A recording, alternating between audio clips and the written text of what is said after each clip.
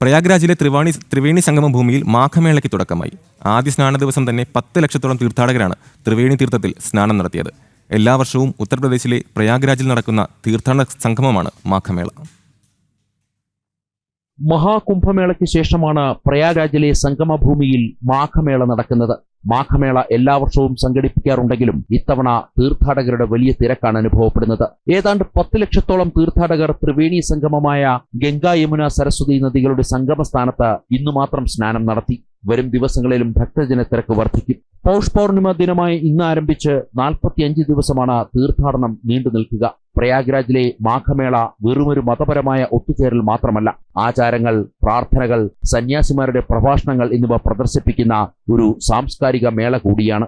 ഭക്തി, സംസ്കാരം, സമൂഹം എന്നിവയുടെ സവിശേഷമായ കൂടിച്ചേരൽ മോക്ഷമാർഗമായി കൂടി കണ്ടാണ് ഭക്തരെത്തുന്നത്. ഈ വർഷത്തെ മാഘമേളയ്ക്ക് ഏതാണ്ട് 15 കോടിയോളം തീർത്ഥാടകർ എത്തുമെന്നാണ് അധികൃതർ കണക്കുകൂട്ടുന്നത്. ഫെബ്രുവരി 15-ന് മാഘമേള സമാപിക്കും.